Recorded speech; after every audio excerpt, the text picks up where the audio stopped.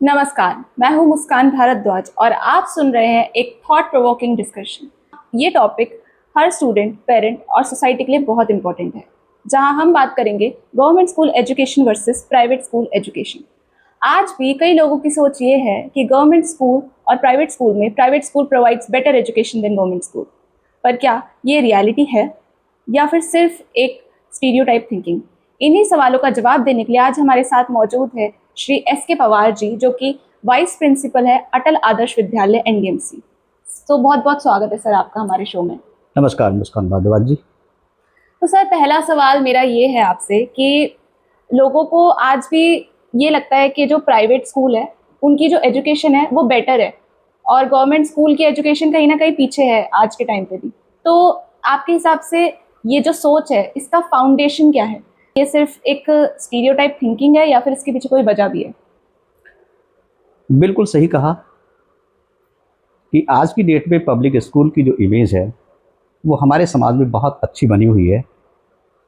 ये आज से नहीं, लगभग 1991 से है, क्योंकि 1991 से ही पब्लिक स्कूलों का उद्भव हुआ और वहीं से लोगों के दिमाग में एक ये बात आई कि पब्लिक स्कूल गवर्नमेंट स्कूल से बेटर है, क्योंकि वहाँ पर एक सब्जेक्ट इंग्लिश मीडियम का पढ़ाया जाता है।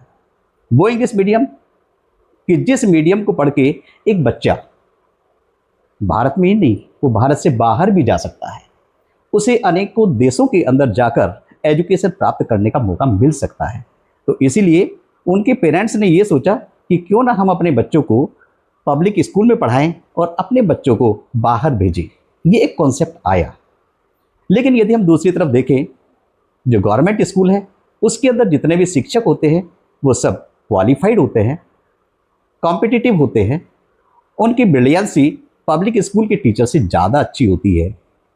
क्यों? क्योंकि वो कॉम्पिटिटिव एग्ज़ाम देकर ही गवर्नमेंट स्कूल के अंदर आए हैं जी।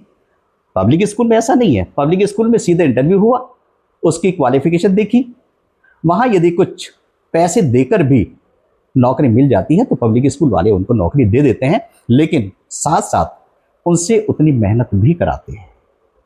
वहाँ पर केवल एक लेबर यानी कि मेहनत और साथ में जो अच्छी जेंट्री से बच्चे आते हैं उनके पेरेंट्स का माइंडसेट, और यदि बच्चा अच्छा नहीं है तो वो पब्लिक स्कूल में भी अच्छी एजुकेशन प्राप्त नहीं कर सकता।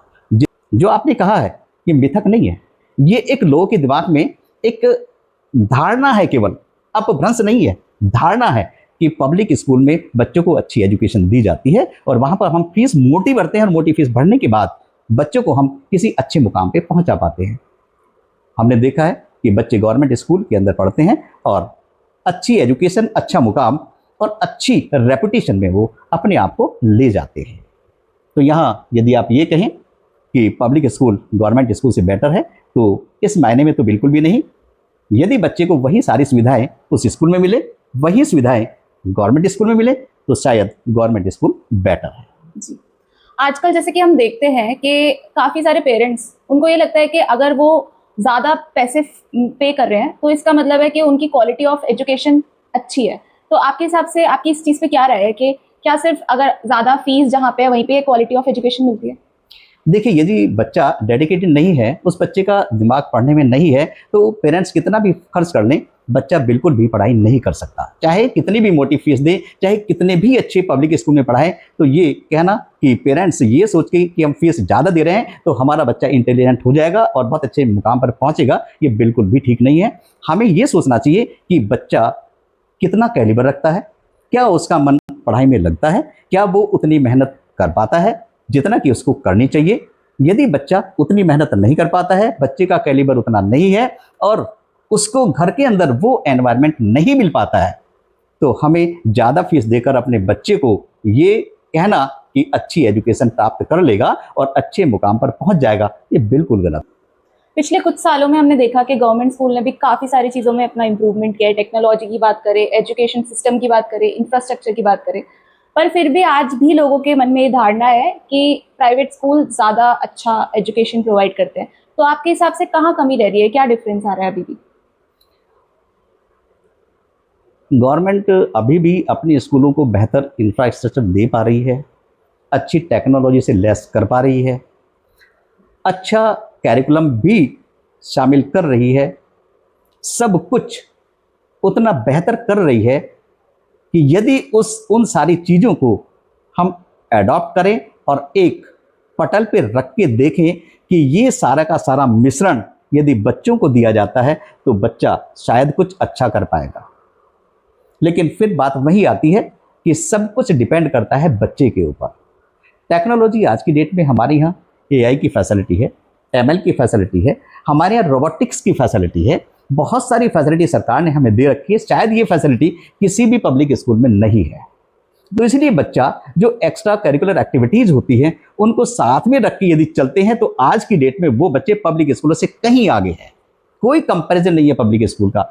हमारे स्कूलों के अंदर ऐसे ऐसे जीनियस बच्चे हैं कि जो इंडिया नहीं एब्रोड भी जा चुके हैं और अपने रोबोटिक्स को वो प्राइज दिलवा चुके हैं। जबकि ये पहला एग्जाम्पल मैं खुद बताता हूं कि हमारे एनडीएमसी के अंदर ये पहला एग्जाम्पल है, किसी पब्लिक स्कूल ने इस चीज़ को आज तक हासिल नहीं किया है जो हासिल हमारे एनडीएमसी के स्कूल ने किया है।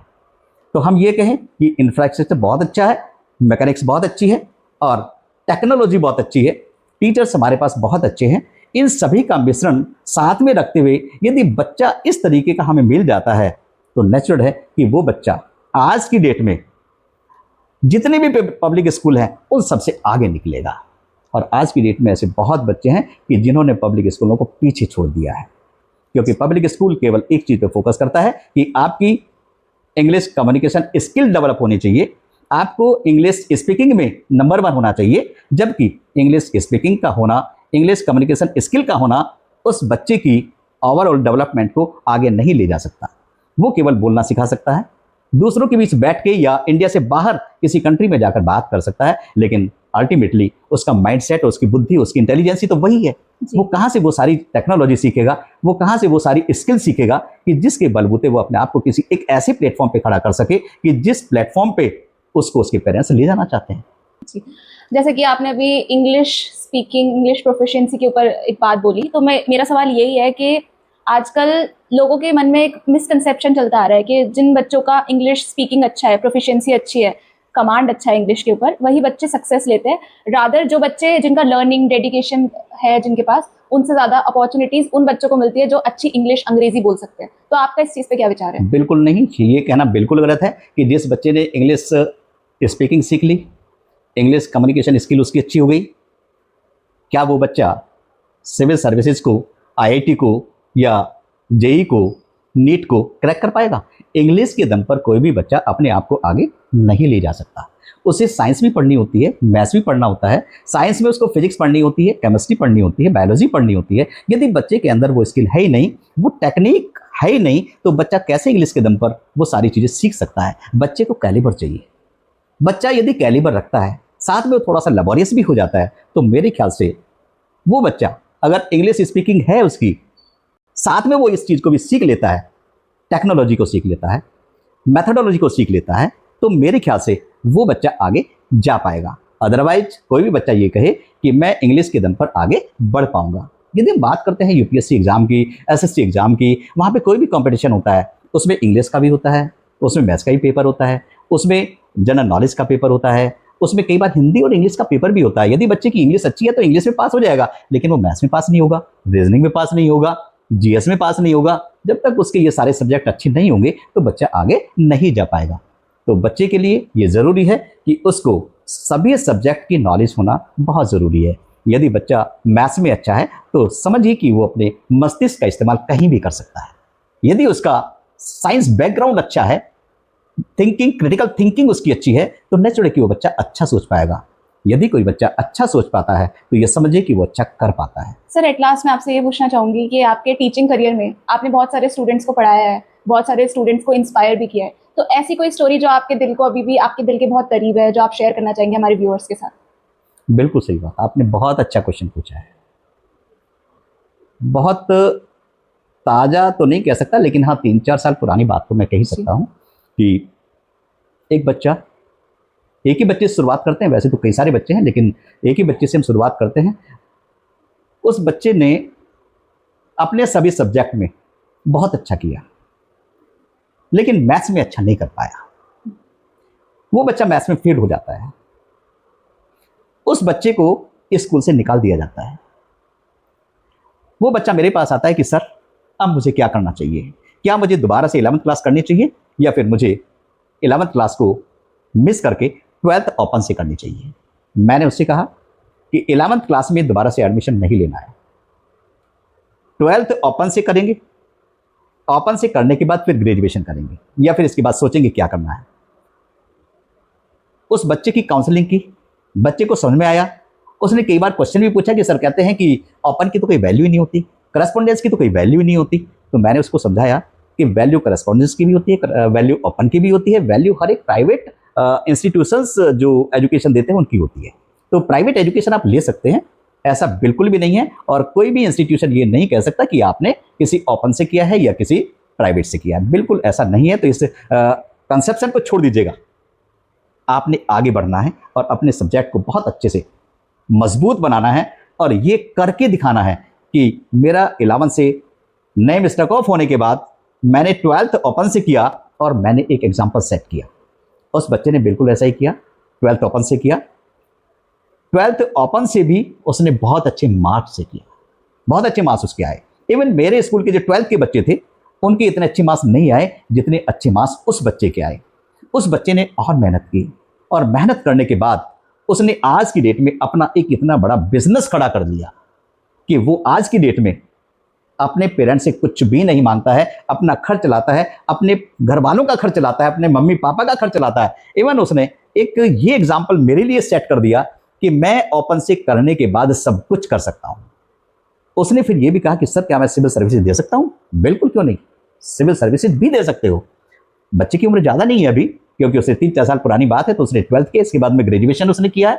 ग्रेजुएशन करने के बाद में अब उसने सीए की तैयारी की है, तो सीए की तैयारी कर भी रहा है। वो हो सकता है कि वो सिविल सर्विसेज की तैयारी करे और सिविल सर्विसेज को वो क्रैक करे। मैं तो यही कहूँगा कि वो जहाँ अभी भी है वो तैयारी करता रहे और अपने जीवन को उज्जवल बनाता चले, अपने परिवार का भविष्य उज्जवल करे और अपने भविष्य को इतना मजबूत बना ले कि एक एग्जाम्पल सेट हो जाए कि कभी मुझे 11th में फेल करके स्कूल से निकाला गया था और आज मैं इस मुकाम पर मैं आपका तहे दिल से बहुत बहुत शुक्रिया करना चाहूँगी कि आपने अपना बहुत कीमती समय निकाल के आप हमारे शो पर आए। और इसी के साथ मैं ये कहना चाहूँगी कि ये मिसकंसेप्शन तो चलता आ रहा है कि पब्लिक स्कूल अच्छे हैं या फिर गवर्नमेंट स्कूल अच्छे हैं, लोगों की सोच है। पर मुझे ऐसा लगता है कि डेडिकेशन, लर्निंग और जहाँ पे अपॉर्चुनिटी ज़्यादा हो और बच्चे का माइंडसेट क्लियर हो, वहाँ पे चाहे गवर्नमेंट हो चाहे पब्लिक स्कूल हो, कोई मायने नहीं रखता। बच्चे का कैलिबर ही उसके लिए सब कुछ है और उसकी सबसे बड़ी स्ट्रेंथ है। आज का टॉपिक हम यहीं समाप्त करते हैं। इसी के साथ मैं मुस्कान भारद्वाज आप सभी से इजाज़त चाहती हूँ। मिलते हैं एक और इंटेलेक्चुअल टॉपिक के साथ अगले एपिसोड में। धन्यवाद।